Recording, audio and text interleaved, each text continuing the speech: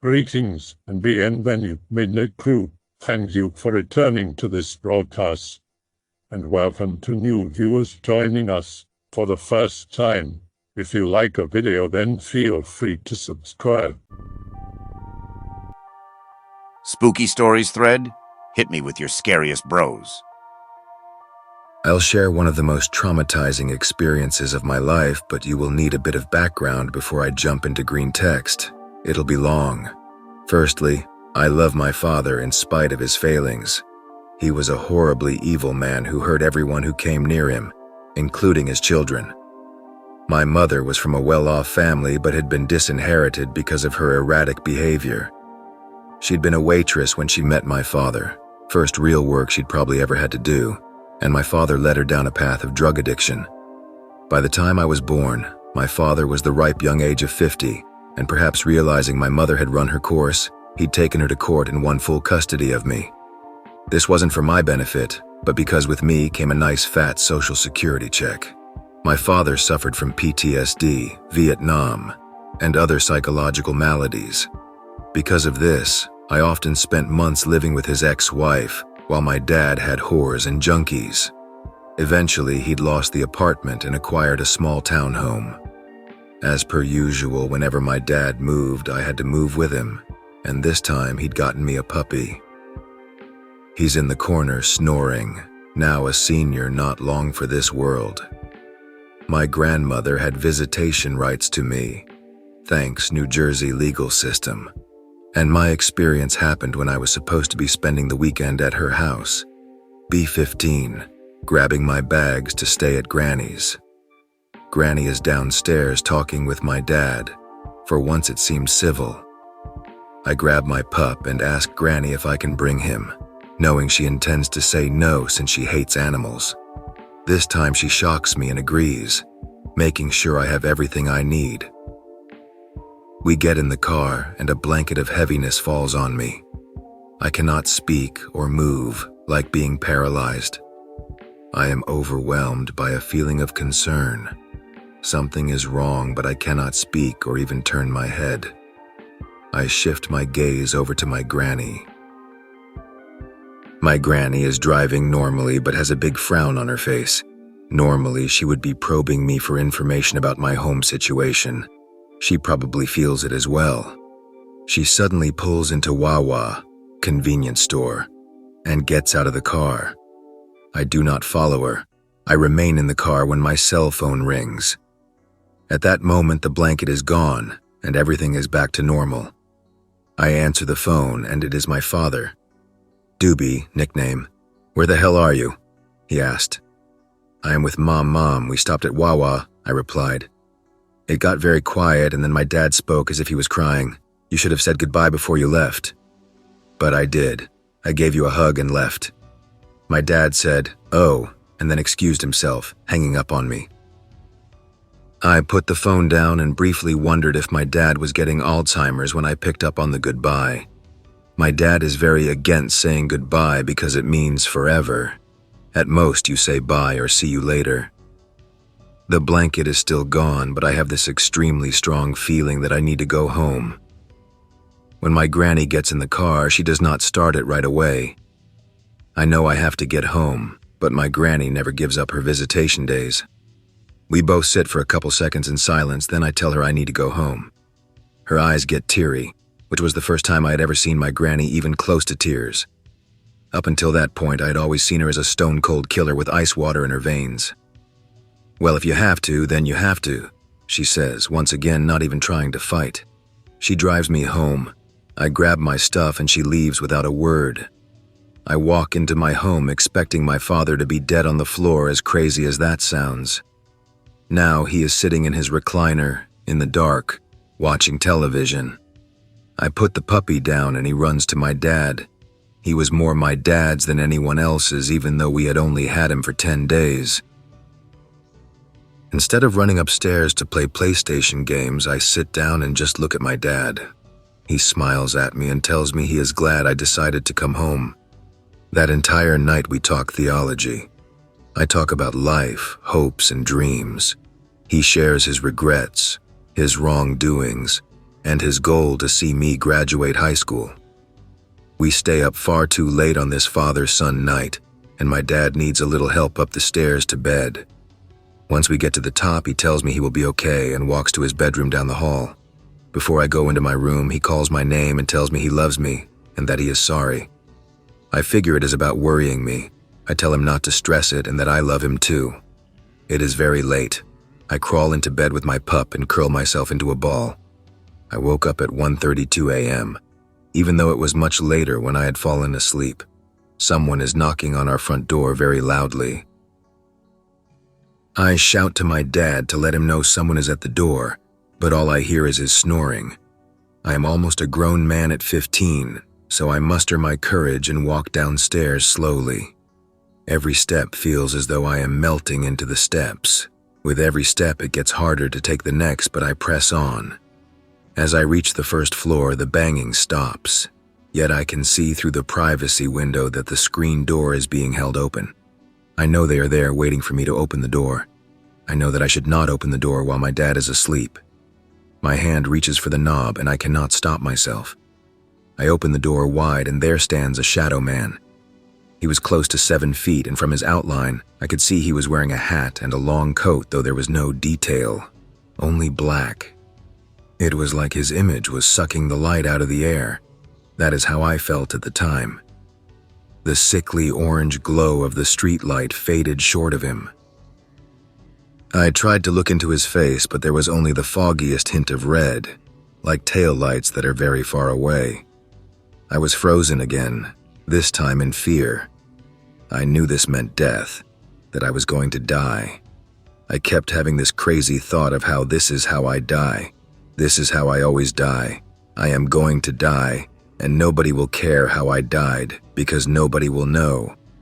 I was building up to a state of panic, but I could not move. All the while the shadow man just stood there. Even though he had made no movement, I somehow knew he was going to kill me now, at this exact moment when I heard a woman speak behind me.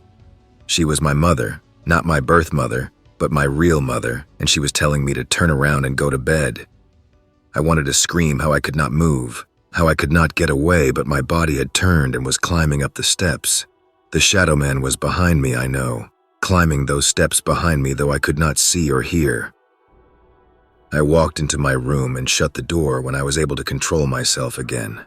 I somehow knew I would be safe in here, that the shadow man could not find me in here.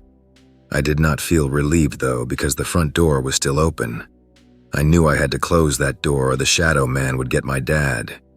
Instinctively, I reached for the door when something stopped me. Opening the door meant death for me, without a doubt. Keeping the door shut meant death for my father, without a doubt. I started to cry as I made my choice and climbed into bed. I woke up in the morning, but I did not get out of bed. I just laid there too frightened even in the morning light to move. I kept telling myself it was a nightmare, a horribly vivid nightmare, and that all I would have to do was open my bedroom door. Another hour went by before I opened the door, baseball bat in my right and a pillow in my left. When I opened the door, a rush of relief met me. From the top of the steps, I could see the front door was shut. My dad's door was open, and as I walked slowly down the steps, I could see he was in his typical sleeping position. Not wanting to wake him, since we had stayed up late, I decided to just have cereal and watch some TV. Morning turned to afternoon as my stepmom started blowing up the phone for us to get up so we could get going to the vets to get my pup chipped. I felt a sinking feeling as I climbed up the steps, but I put it out of my mind. I grew numb knowing what I was going to find, but for the sake of an invisible audience, I played my part. I walked into the bedroom and told my dad it was time to get up. I loudly joked and banged on the dresser, knowing that he was not breathing. I grabbed his leg stiff as an oak and tried to shake him. I could not think, so I moved up to his face and looked at him. He looked very peaceful, though I noticed freaky blue veins on his face. I knew he was gone, but I still pretended for my audience that I believed he was only sleeping. I do not know how long this went on, but inevitably I called 911 in a very fake panic, saying my father was not breathing, and then my stepmother to calmly tell her my dad was gone. The story continues to this day in a sense. I shared this experience the very next day with all my half-siblings, grown men and women who hated my father with an unbridled fury. I'm not convinced they didn't know something more. In fact, my gut tells me they know a lot more than I do, but these days they're dropping like flies and taking their secrets to the grave. I often wonder if they see the Shadow Man in their final moments. I'm also scared that I will as well. Be me 18 years old, 10 years ago. Gonna be in college soon. My mom and I look for a dormitory near the university I plan to go to. We found a really old dormitory, but highly maintained. We met an old landlady. The landlady of the dorm was nice enough to tour us around and told us some history regarding the dorm. We were very satisfied and promised to come back before the semester starts. We went outside. Some random woman approached us and asked what we were doing in the dorm. We told her we were inquiring about a dorm. This random lady told us she was the landlady of the dorm and she was just having a lunch break. We all went back to the dorm to clarify and sort things out.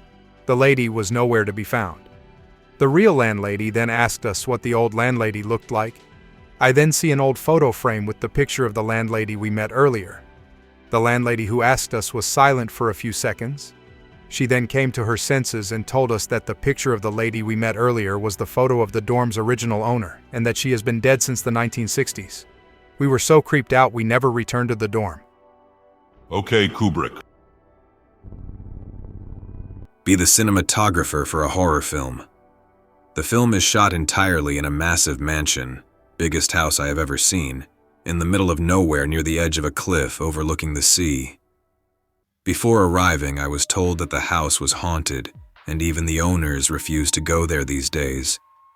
I heard that when the director and location scout arrived there was a total power cut, but all the alarms on the clocks went off at once. The first night of shooting, I start hearing whispering and whistling coming from empty rooms or floors. Everyone thinks I am bullshitting until they start to hear it too. Lights randomly go off. I wake up in the middle of the night and find that the door to my cabin is open, even though I locked it from inside. The makeup artist asks the lead actress why she was up so early. The actress says she was not. The makeup artist says she spoke to her at 5 a.m. The actress denies it. The artist says that, come to think of it, she never actually looked at or saw the actress, but spoke to her thinking she was behind her. Doors start flinging open randomly despite all the doors to outside and windows being shut. A child handprint appears on a wall in chalk, but the owners later said that was always there. Creepiest part coming up. All the actors are gone, and it is just me, the director, and 2 technicians left to do second unit stuff and establishing shots. I kept getting bits of dirt or dust in the camera sensor, despite me being extremely careful and precious with all the gear. My key grip loses the sensor cleaning brush. We are all in the same room. I say we should plug the vacuum cleaner in. At this point, it should be noted that the house had a central vacuum cleaning system, where there are sockets in the walls that you should plug the cleaner into. The moment I say we should get the vacuum cleaner, we all hear vroom. We searched around the house. We found a portable vacuum cleaner, not the one used for the central system, in the middle of the hallway, plugged into the wall and switched on. After my grandma died last year, I started getting really anxious at night. I could feel my heartbeat accelerating every time I tried to go to sleep. Just a couple of days after she died, I had a terrifying nightmare of my grandma with red eyes walking towards a noose, and everyone in my family just looking sad and accepting it, and my grandma screaming at me to just let her die. Flash forward a couple of weeks of barely any sleep and extreme stress at bedtime when one night I come home from school and I just crash on my bed. I turn off the lights and I see a face staring down at me from beside the bed. I quickly grab my phone thinking it's probably nothing. I point the light to the figure, and it's my grandma, just as I remembered her before she passed. I turn on the lights and she's still there and I begin to freak out. She just makes a finger to the mouth motion and leaves. I started seeing a psych after that. He says I've got psychosis due to the trauma of losing someone so close. I'm on 100 milligram quetiapine, which makes me sleep like a baby. But I still feel like something in my room or in my house is pressing against my chest. Like the house is trying to drive me crazy. I know this probably isn't scary, but I had to share. Be 17-year-old me, a junior in a Pennsylvania high school. Massive nerd playing video, do not really do anything exciting. Kinda into paranormal shit and like the look of urban decay. Decide I'm going to do some urbexing, eventually settle on Penhurst Asylum. Looking up advice on how to get in, the place actually has a roving guard during the day. Pretty detailed instructions deep into Google, has pics, even talks about the supposed hauntings. It stresses repeatedly not to stay there after dark. Spirits get pissy. Take my parents' camera, lie about going over to a friend's house, drive the hour and a half to Penhurst. Follow the path the page outlined through the woods, sneak past a guard in his truck. Spend a few hours exploring the buildings, getting good pics, really creepy shit. Getting dark, not worried. I packed snacks, water, and a flashlight. See the guard drive off for the last time. I am alone in the complex. Exploring the Mayflower building, poking around, liking the spooky vibe the dark gives it. Find an administrative room on the second floor, a big table in the center, and a couple of chairs around it. Notice overturned filing cabinets with papers scattered. Start paging through papers to see if I find anything neat. Suddenly stop. Something is really wrong. Goosebumps, hair on my neck standing on end, sinking feeling in my stomach. Notice a breeze moving the papers. Do not feel a breeze. Something is off. GIF. Hear metal scraping on the floor behind me. Before I can turn around, the fucking table collides at gale force with the back of my head. I fold like a bad poker hand. Windows shut down. MP4. Open my eyes again. No idea how long it has been. I had fallen on my camera. It is shattered and did not think to try and grab the memory card. World spinning. Cannot tell if the papers are spinning too or if it is just me. Pull myself to my feet. Stumble back to the stairwell as fast as I can. The world is not spinning anymore. I sprint along the road to where I had parked my car, speed home. Try to tell my friends at school about it.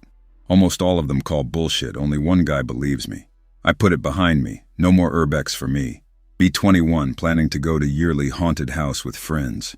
They notice Penhurst got converted into a haunted attraction. They are all psyched to go, looks neat, want to see where I urbexed. I am leery, but agree. We go, have a good time. Good actors, but nothing special. Going through the different rides, get to the last one. A self-guided tour through the Mayflower building. I am really not cool with this anymore. I try to back out, get goaded into it, figure there is strength in numbers.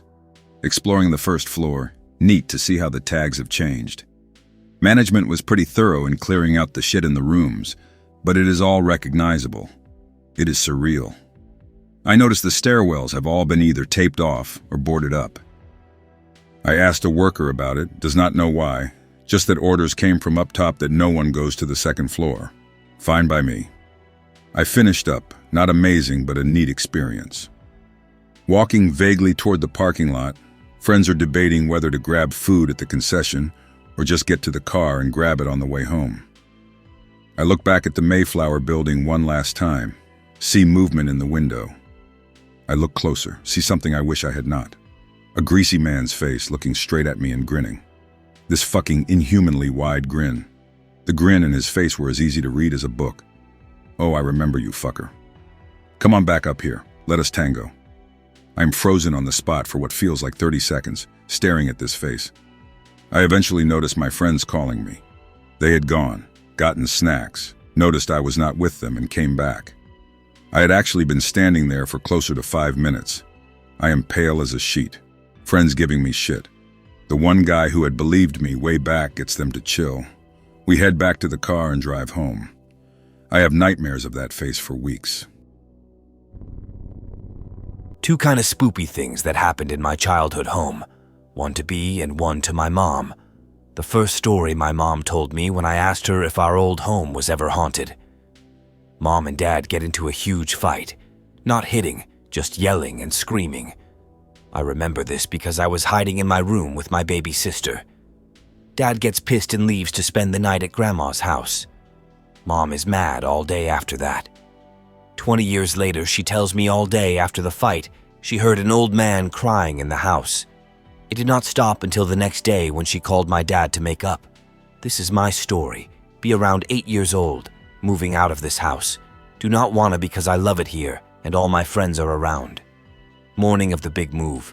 The house is mostly empty, save for a few mattresses on the floor of the room everyone is sleeping in. Up first and upset, it is really happening. I feel like someone is in the room with us and looking at me. Look around and everyone is dead asleep. Anon, something or someone says. It feels like it is said in my head, but I can hear it clear as day. I get scared and hide under the blankets until the feeling of being watched goes away. Mom said that house was built in the 1930s and we were the second owners of it. Nothing else strange ever happened except for sometimes when I got up early in the morning and stared at the ceiling. I could sometimes see the shapes move around and form objects or faces. It never scared me, and Kid Me actually thought it was neat. 2 stories. I'm a bad storyteller, by the way. No bully, be 14 years old. Walking home from a sleepover with a friend in the middle of the night. Had to leave because my friend got in a fight with the host kid, a mutual friend. Hear weird wet coughing and sniffling. It is a group of 3 adults. We pick up our pace. So do they. Full-on sprint home with them sprinting after us, heaving with this gross sound. Like their lungs were full of water or something. Make it to my house first, pounding on the door, crying. My dad and sister in their underwear and all their redneck glory burst open the door each with a 9mm. I am knocked on my ass by the door. The people were right on us, probably 15 feet away. My dad shoots at them and pursues into the woods while my sister calls the police. Find out later they broke into Miss McKinley's home and beat her and robbed her.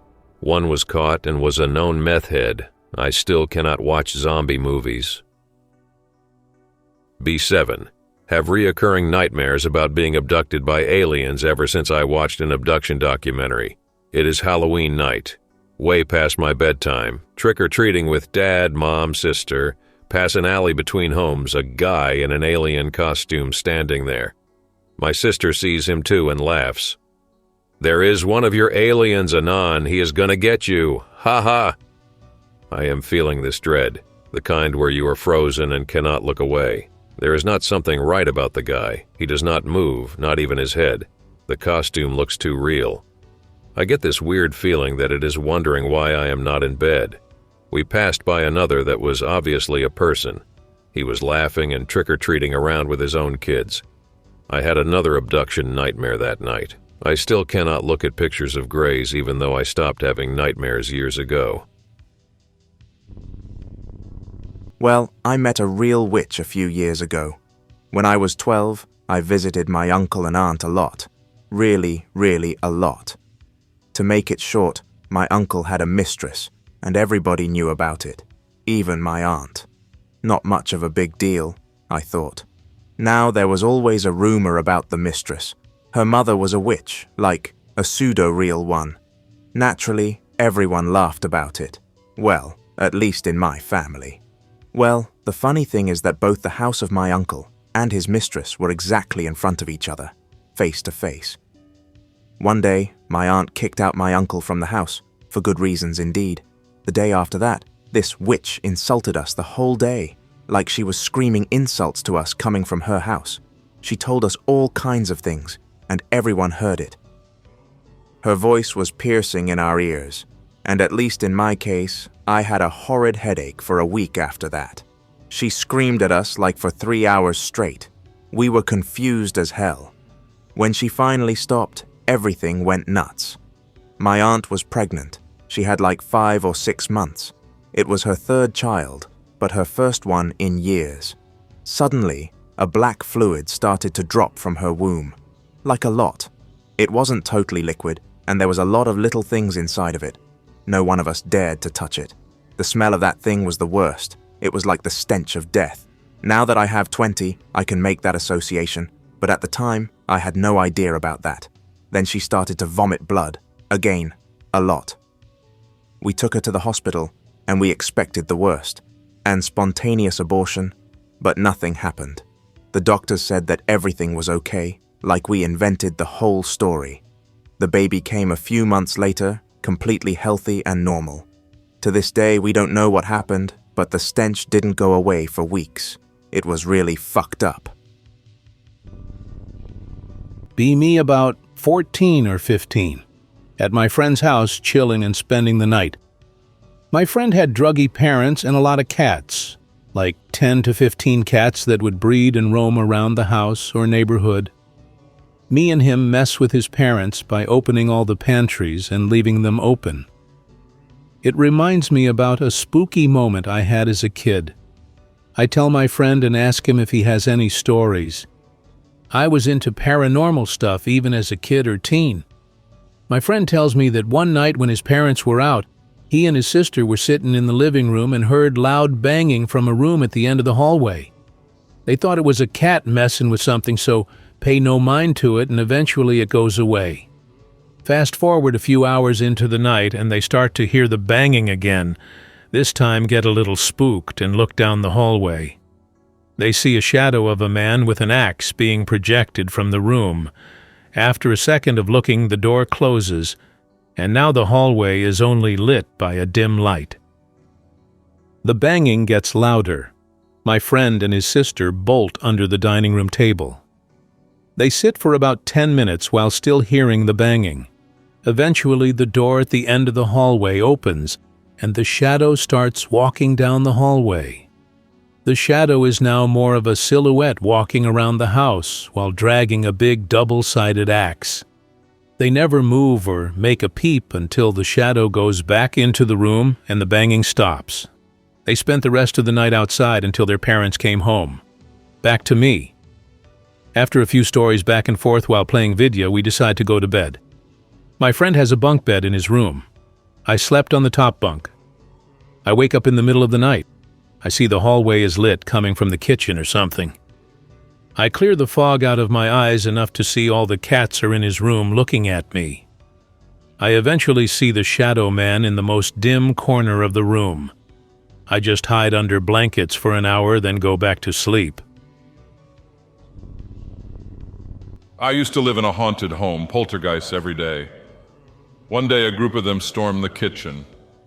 They open every drawer, click every button, open the fridge, fuck with the stove and microwave. Then, silence. They open the drawer with knives. They grab them and then flash them at us. We were sitting in the living room, jaws dropped. They run off, making a wooing sound. Did that really just happen? We check the kitchen. All knives are gone. Nope. We moved out that week after a year of dealing with it. My aunt says to move into her neighborhood, says it is cheap and near the school. Okay, my parents took me in. We live right in front of a church. On top of the church is an inflatable cowboy. Red shirt, red bandana, blue jeans, brown mustache, brown cowboy hat. Just a stereotypical cowboy posing like a gingerbread man being held by rope. My aunt calls us the next day. Says a thing in a white suit and giant Chinese dragon-like head knocked at her door for like half an hour. It fits the description exactly of the poltergeists I used to live with. Well, shit. Over the next few weeks, when we visit my aunt, we would sometimes hear knocking. We would simply hide in the bathroom for about 20 minutes until it went away. If we did not hide, it would stare into the window forever. Then return to life as normal. It is all good, baby. At least I do not get harassed by them all night anymore. All is peaceful. One night, skirt. My aunt swerved her car in front of my house. She knocks frantically. What the hell? My mom lets her in. They both stare out the living room window. Chilling silence. My aunt then says she has been getting followed. She says she did circles on a street and the guy was determined to keep following. She says she needs to get home and will speed off regardless if she gets pulled over. She runs like a linebacker to her car and speeds off. I watch from the living room, looking intently for a car to follow. Nothing. I look inside every car within view to see if I spot a person.